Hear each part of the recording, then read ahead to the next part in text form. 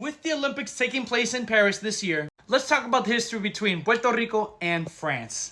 If you plan on visiting Paris, France anytime soon, be on the lookout for this plaque right here. This plaque is dedicated to El Doctor Ramón Betances. Dr. Ramón Betances is from Cabo Rojo, Puerto Rico. Who was he and why is there a plaque of a Puerto Rican man in Paris? Let's talk about this. Ramón was born and raised in Cabo Rojo until the age of 10, and his father, who was a Freemason, sent him to private tutoring sessions in France. In his early studies, he took an interest in science. He ended up graduating high school there, then took a long trip back to Puerto Rico. After his long stay in Puerto Rico, he returned to France to study medicine. He studied at the Faculty of Paris in 1848. Upon his arrival to France was during the French Revolution of 1848. Once he saw the French Revolution, it shaped his political ideology. We'll come back to this later. In 1856, he graduated from the University of Paris. He graduated being a doctor in medicine and surgeon and returned to Puerto Rico in 1856. In Puerto Rico in 1856, there was a whole cholera pandemic.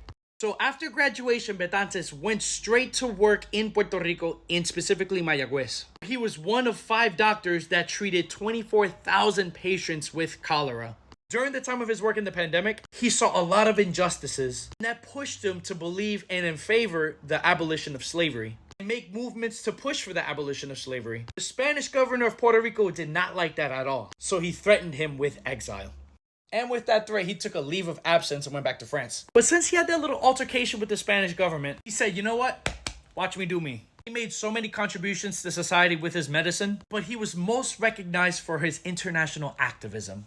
He became the first secretary of the Dominican Republic's diplomatic mission to France. He became Cuba's point of contact in France for the independence movement, along with making several fundraisers to support Cuba's independence. And he coordinated support for the Philippines independence movement. Jeez. Needless to say, he did all this in preparation for what? Say with me now. El Grito de Lares, Puerto Rico's first fight for independence from Spain. While there were many memorable names that came along with this movement, I'm just going to focus on Betances for now. Although the revolt didn't go as he hoped, he still conjured the idea of a unification between the Greater Antilles, essentially creating a country amongst our Caribbean brothers and sisters. This idea was considered La Confederación Antillana. In his final days, France recognized him with a Medal of Honor. This Medal of Honor was for his diplomatic efforts with the Dominican Republic and for his work as a medical doctor in France.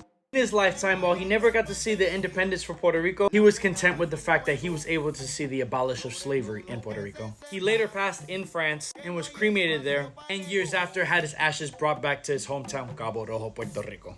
He was given the nickname Padre de la Patria and nicknamed El Padre de los Pobres. So the next time you go visit France, now you know why there's a plaque. That being said, merci France, que viva Puerto Rico. Till next time, au revoir. Si no me equivoco, Guayama es en Francia. Yo nunca he visitado Francia personalmente, pero sé por qué te puedes equivocar. Me han dicho que es un poco francesa. Fue porque en high school cogí un poco de francés, oui, croissant, pero yo nunca he visitado la Guayana francesa realmente. Pero gracias por la pregunta, en verdad para mí es un compliment.